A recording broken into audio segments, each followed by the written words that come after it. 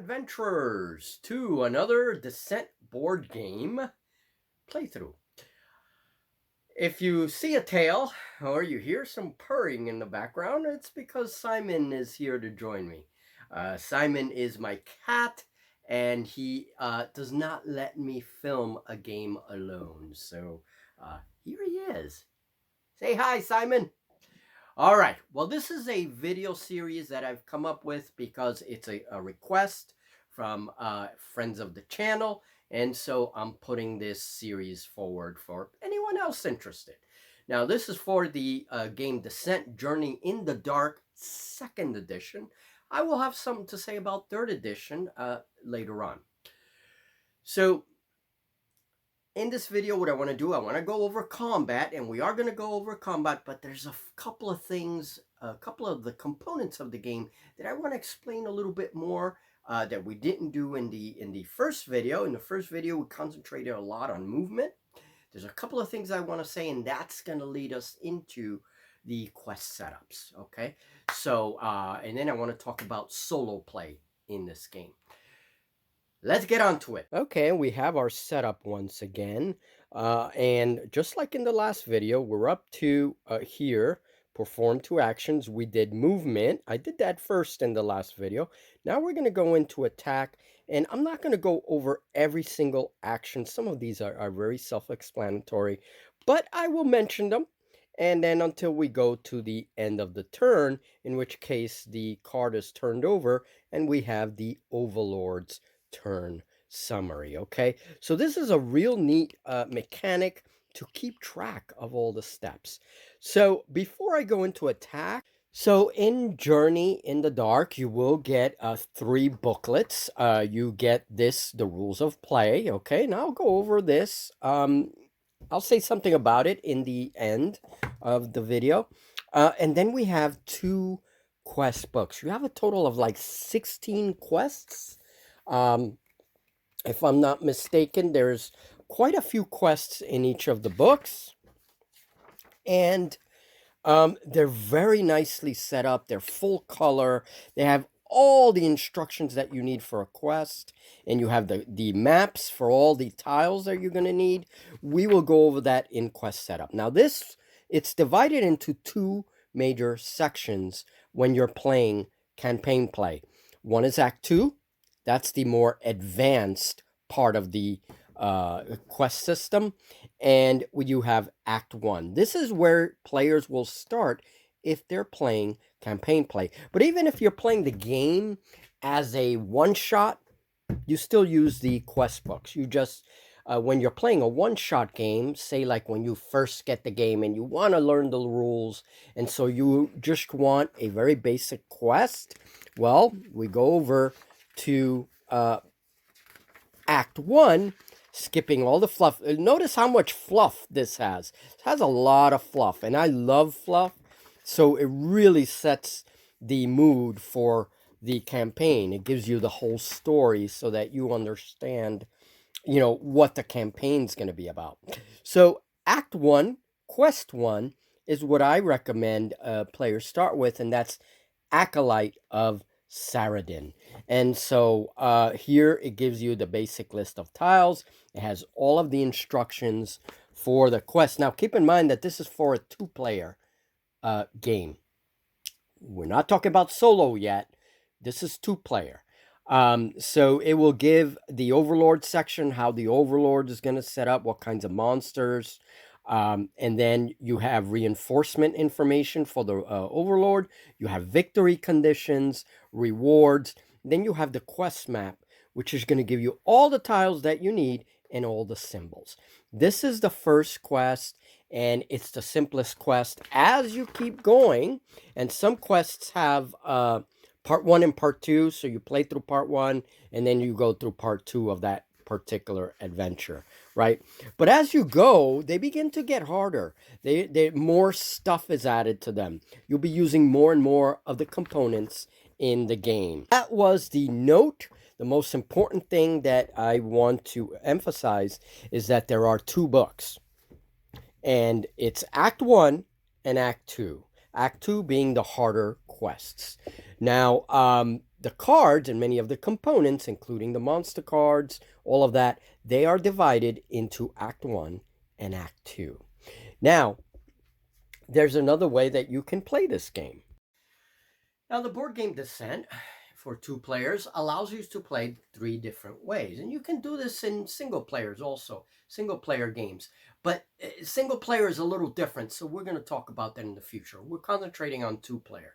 So in 2-player games, you can play basic, epic, and campaign. Those are the 3 different ways. Now, in basic games, just as it sounds like, you just get into the board game. You and your players want to learn the rules. You play your basic one-shot game. So with basic play, you're ignoring a lot of the upgrade cards, the shop cards, all of these things that are used in campaign play. You're ignoring in basic play. You're just taking the basic components, including the Overlord deck, which we're going to talk about in just a minute. And you can play basic games whenever you want. When you don't have time to set up the other games, you play a basic game. So that's one way of playing. The second way is epic play.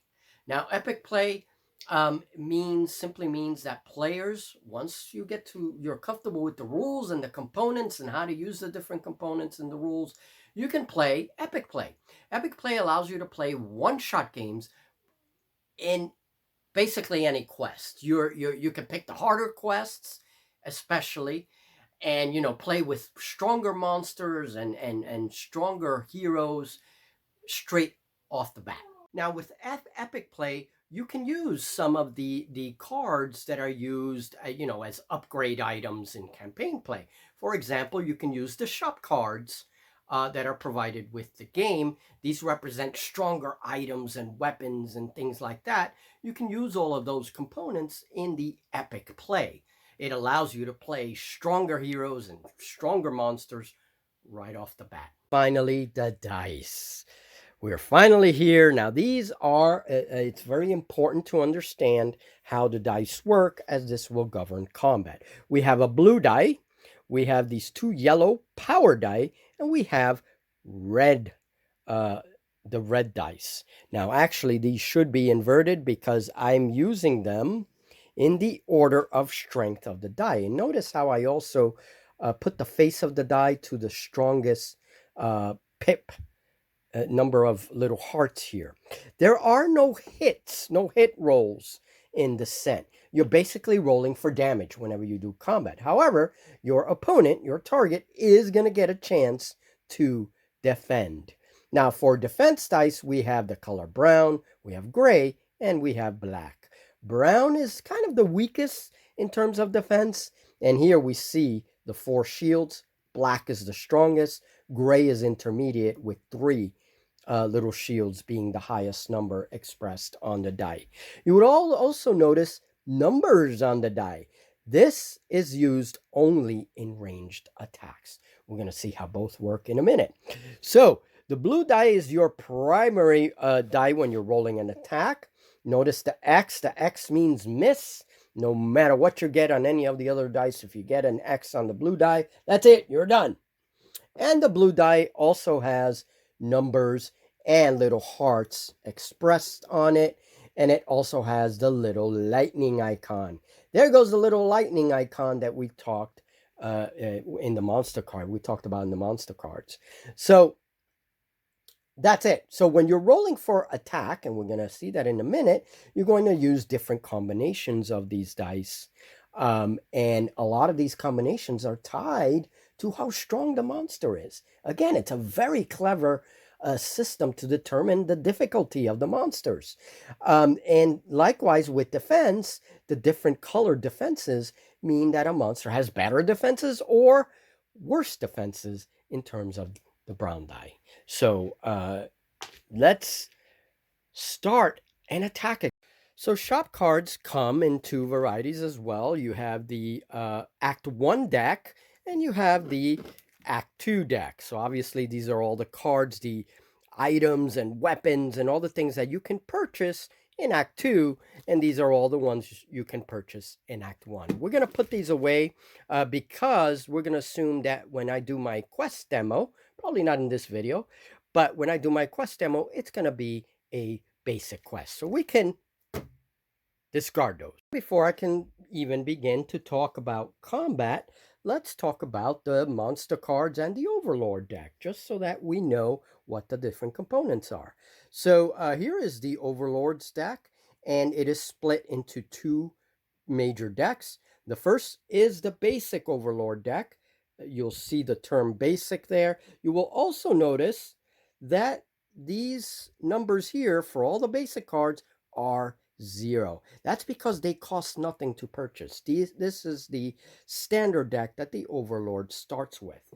Now, when the Overlord gains XP, just like heroes gain XP, the Overlord will be able to upgrade their deck by using the price and XP cost listed in the upgrade cards. And they're all different price numbers. Many of them are price 1, but some you will pay more experience for if they're more powerful upgrades. And if you want to play a truly heroic character, play the Overlord. He is the true hero. All those other heroes, they're just a bunch of bullies. I clearly have an issue with heroes. I have heroic issues. I need to get out more. Monster cards are also of two types. Act 1 cards, so all the monsters that will be used in Act 1 quests, and Act 2 monsters, like this one. These are all the tougher monsters, and these will come in Act 2. So, same thing with leaders. Leaders are also split into Act 2 and Act 1. So these are all the basic leaders. Your bosses, essentially. And then these have both master monsters and minion monsters. Now, as I mentioned in the first video, monsters are come into two major size classes: standard size, the man-sized, small-sized, whatever the case is, and then large monster size like these.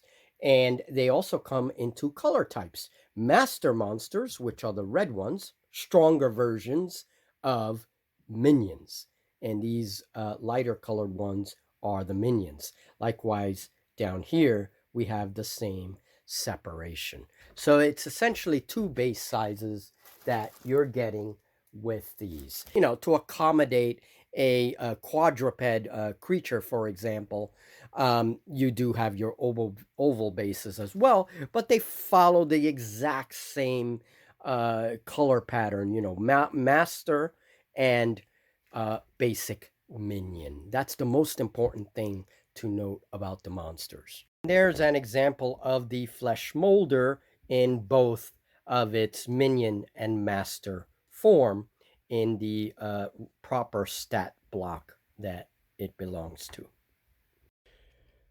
So looking at the minion special abilities, minions have Scamper. These are goblin archers. They have the ability Scamper, which means that they can move through spaces with enemy heroes on them. That's a really good ability. And then they have Cowardly, which means that they must stay within 3 or so spaces away from any master goblin archers that may be on the board. Otherwise, if they don't, they cannot use their surge special abilities. That's because they are cowardly.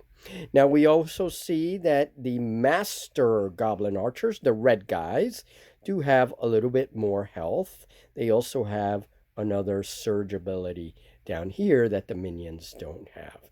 And also important is the little icon. These are archers. This, of course, means that they are ranged.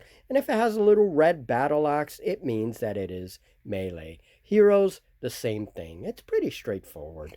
Now, in the back of the card, it describes the special abilities. So basically, I don't really have to look at the rule book that much, really, for almost anything, really, because a lot of it is already described in the cards during play. Monster cards have very similar stats to the heroes, except they have less of them, but same kinds of symbols. We have the boot, which is speed of the monster. We have the heart, which is health of the monster, or the life of the monster. Then we have the little shield, which is defense, with the color of dice that it uses during its defense. Likewise, there's a special ability section.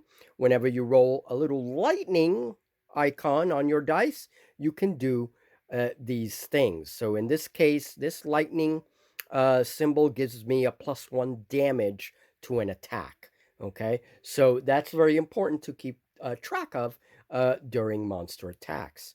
Now, this little section here gives you the attack combo of dice that the monster is going to use. In this case, blue and yellow power dice. So we're going to see that in just a minute. Okay. Likewise, same exact thing for the master monster, except we see that the master monster has one more health than the minion. And what we have to note finally for the monster card is that master monsters they usually have similar abilities to the minion. They're the same ability, except that they are a little stronger in the master monster. They can be a little bit different. For example, here the master monster with a surge gets +3 range. Here, the minion monster with a surge gets a +2 heart, a +2 damage. In addition, the minion is also cowardly, which the master monster is not. So they're just stronger, really. That's all it is. And for leader cards or boss cards, it's the same kind of thing. This is a Lady Eliza Farrow. She is a vampire. And so we see here all of the attributes that we also see in the hero cards. The attribute of might, knowledge, we have awareness and willpower. And of course, just like the hero mechanic, these attributes will have to be checked from time to time, depending on a condition in the game. Now, down here, we have all of these special abilities like Blood Call and Seduce and Sacrifice.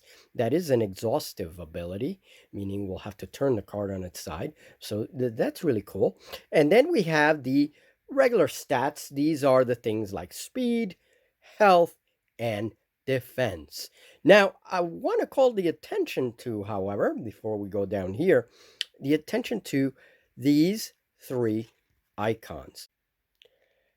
The little icons represent the number of heroes on the board. So 2 heroes, you're going to use these stats. 3 heroes, you're going to use these stats, etc., etc., up to 4 heroes. Notice how the life of Lady Eliza goes up, okay? It goes up as there are more heroes in the board, and her defense, in this case, also goes up from a brown die here with 2 heroes all the way to the gray die, okay, which is a slightly better defense. So it's a very clever mechanic to determine difficulty in your games. And leaders like Eliza are represented on the table by tokens just like these. Okay, so here is just a made-up little tile setup here. We have 2 heroes on the board. We have Sindriel and Leoric of the book. And then we have 3 little goblin archers. Now, we've determined that number, 1 master goblin archer and 2 minion archers by simply looking at our card and noting that we have 2 heroes on the board. And so that's the group of monsters that we're going to be using. So, okay, there we go. So the first thing we do, we look at the tile, make sure that we know where the different terrain is. Here we have a pit. There's a green line that separates all of these squares. So there is a pit there. We want to stay clear of that if we can. And Sindriel is the first to move. We have 2 actions. We can move and then do another action. And movement is the only action that you can kind of interrupt with other actions. So you can move and attack and then move again if you have movement left. Or, you can attack and move. However it is, but you get the 2 actions. So Sindriel is here. So 1, 2, 3. She can get to this goblin. Okay, so we move that space, then move diagonally. she can get to the goblin that way. And when we look at her card, we see that Sindriel has a speed of 4. So yeah, absolutely, she could definitely do that. So 1, 2, 3. And then she even has 1 space left over. After she attacks, we can move her away if we wanted to. Now, this is an archer, so I don't know, it may not be smart to do that. We'll see. All right, so she moves up and charges that first minion goblin. Now we go back to the hero cards. And we already used the speed. So now she has her skill, which hasn't been used this turn. Then we look down here. Now, I like to put my equipment underneath the card here. This means the equipped area, because we have to show which of our weapons or items are equipped. I usually put unequipped items just on the side there. And whenever during the equipment step of the turn, I simply move it down here. So these are both of the equipment that she is using. Each equipment is single-handed, so she can use both of these. So the shield takes one hand to use, and the blade, of course, takes her other hand. So looking at the card, we see on the side here, it tells us which dice we're going to be using to attack. She's going to attack with the blue dice and with the red power die. So she's pretty strong. And then here we have a special ability of the weapon, this little lightning surge. So if we get that as part of our result, we may force the target to reroll 1 defense die. Ooh, that's a good one. And the weapon is not a ranged weapon, it is a melee weapon. There's the axe symbol. Okay, so she's going to attack. So that means we need the blue and red die. This is the stronger die of the power die. This is stronger than yellow because you get up to 3 damage and the little lightning surge there. So let's roll these. Sindriel attacks the goblin archer. I'm going to use this one here. Okay. Now we're going to ignore the number because this is a melee attack. We use that only in range. We'll see when the goblins attack how that works. I'm going to put it here. And we see that Sindriel did 4 damage. We count the number of little hearts. That is the damage that she's done.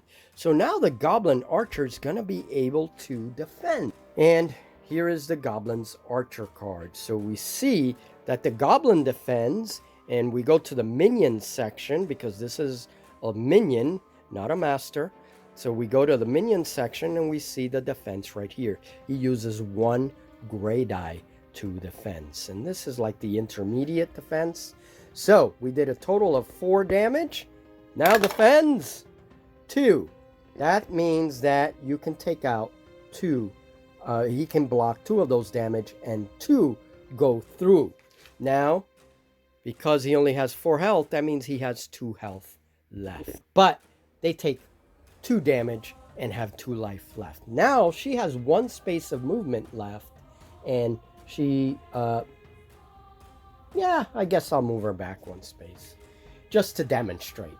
Okay, so that ends that attack, and then we can go on to Leoric. All right, so let's see. Let's say that she got this result. We ignore that 2 because that's for range, and we see she got 2 damage and 2 damage with the power dice, so that's a total of 4. And then she also got the little lightning. Now, according to the weapon, and every weapon will be different, every item will be different, we see the little lightning surge. You may force the target to reroll 1 defense die. So the little goblin, who only has 1 defense dice in this case, you can get different combinations of defense die. He has to reroll, and now he only defended 1, which means he would get 3 damage instead of the 2 like before. So that's it. That's combat. It's a simple mechanic. So now Aloric is going to get into position so that he can fire one of his spells, Arcane Bolt. Well, he is going to move, and his movement is also 4, just like Sindriel. And now remember, there is no initiative in this game. Heroes always act first. Hence my rant on heroes. But I digress. In any case, he has speed 4, so we'll go 1, 2, 3, 4, and move him closer to the goblin. Now we note that he is 3 spaces away. And also make sure that there is no intervening terrain on the tile. That's very important. So any tile with a red rim around the square, maybe some stones or something, that means it's a blocked tile. You can't move over there, and usually those things block line of sight. So we have to be careful with the tile. But these are all white spaces, and so white rimmed spaces. So there is open line of sight to the archer. Okay, so now we grab his arcane bolt card. And this is going to bring us to another very important thing. We note the dice that it uses. We also note the little lightning icons. This thing has 2 surge abilities. So for example, depending on how many surges I roll on that dice, if I get 2 surges, I can spend 1 surge to get +1 range, and I can spend 1 surge to give Pierce 2, which means he gets to ignore 2 little shields rolled by the goblins. So if I only get 1 surge on my die, I can only use 1 of these, any of the 2 I choose to spend on. So spending surges is an important concept. Monsters do the exact same thing for their abilities. Okay, so we know it is a ranged attack. There's the little bow and arrow. And it is blue die and yellow die. So let's get our blue and yellow die ready and fire an arcane bolt. We roll the die and 1 surge. Okay, we get a 4. That's going to be important now. And we get another little damage icon with 1 surge. Okay, so now for a ranged attack, we do have to consider the number 4. Now we see that the goblin was only 3 spaces away. That number represents the range to the target, and that's why you don't use it in melee. So since he got a 4 there, we have more than enough, because the goblin is only 3 spaces away, we have more than enough to hit the goblin. Now let's say Aloric was a little farther, right? He can still hit the goblin because 1, 2, 3, 4. But let's say the goblin was maybe on the adjacent space. Now he's 5 spaces away. Well, now that 4, I can't, it's beyond the range number on the die.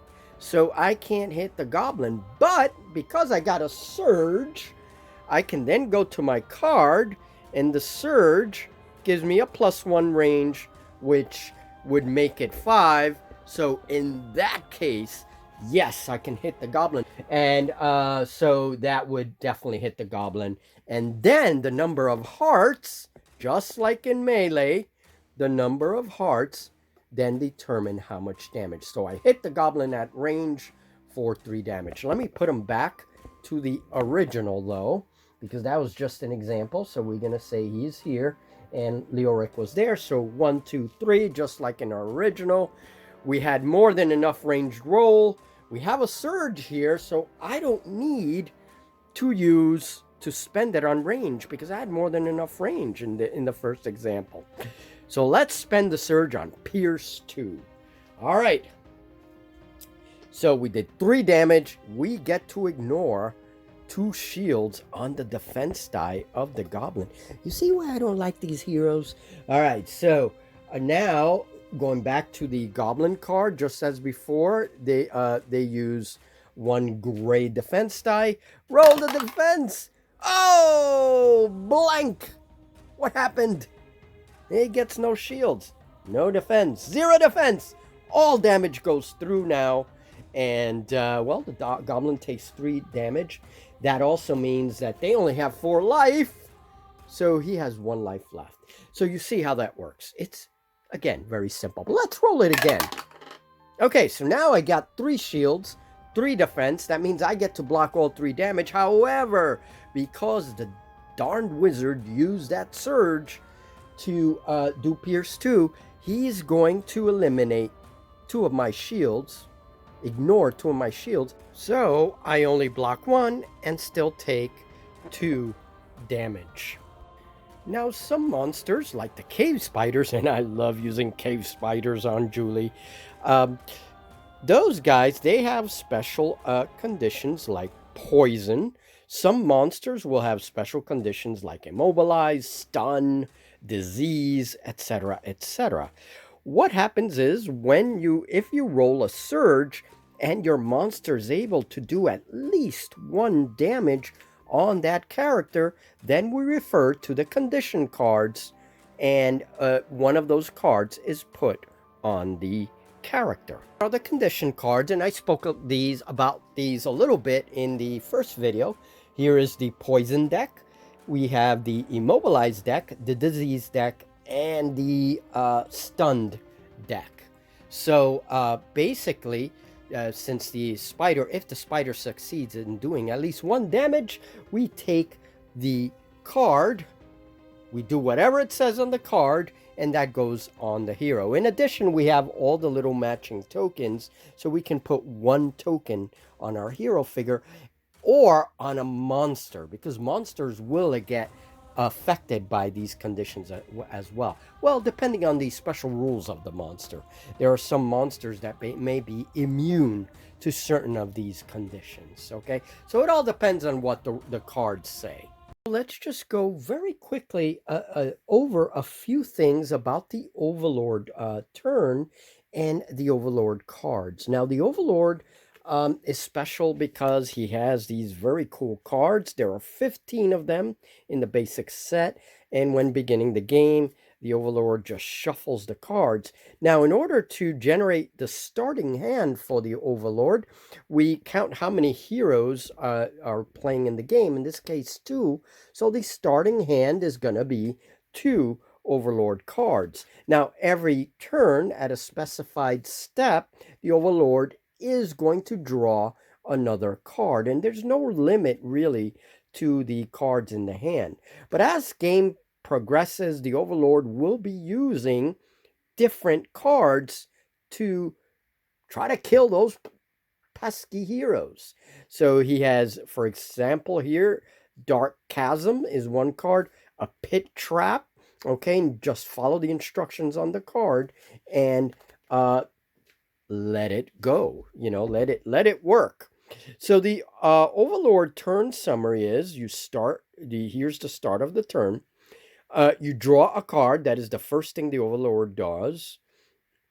And start turn abilities. So monsters that may have turn abilities which can trigger during this step will trigger now. Refresh cards, which is similar to heroes. Any monster cards that are refreshed, exhausted when turned on the side because they triggered an ability last turn, you now refresh them. And then you go into your activate monsters. So you choose your monster group to activate. Now, when we do the quest setup, we will mention monster groups. Okay, so just to give an example of the groups really quickly. So here are 3 monster groups. We have the Goblin Archers, which is 1 group, 1 master, 2 minions. We have the Spiders, 1 master spider, 2 minion spiders, and then the single model over there is the 3rd one, that large creature. So that's an example of monster groups. So that's the monster group, and the Overlord can only activate 1 monster group at a time. So you perform 2 actions with each monster in the group. So each monster in the group is going to get to do their 2 actions. So movement and attack.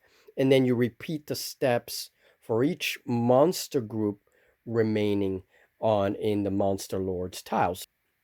And then finally, we have the end of the round. The card is flipped over, and now the heroes begin their summary. That's it, really. That's all I wanted to say for this video. In the next video, we'll go over quests, how to set up the quest, and we'll look into things like searching, opening doors, those kinds of actions, resting maybe. We'll set up little examples for that, but we're going to talk about the quest primarily and go through a couple of turns. I also want to talk about a road to legend. We'll see that in the next video. The Road to Legend app to allow you to play solo. So the rule book is very good. It's a very nice little rule book, full color, a lot of examples. It does have an index in the end, which I always appreciate whenever there's an index. And just a lot of good examples. So it explains things pretty well. However, as I said, I don't refer to this a lot during play. The cards usually have most of the information. There are a few things that you will have to refer to the rule book while you're learning the rules, especially. But other than that, it's really not bad. And remember, the quests have their own guidelines for and rules for actually playing the quest. Those are going to be very important. So thank you very much. This is Descent, a Journey in the Dark, and I hope that our friends of the channel who requested this video like the series. Have a great one, and I'll talk to you in the next video. I'll try to get in one video before Christmas. So, see you soon, folks.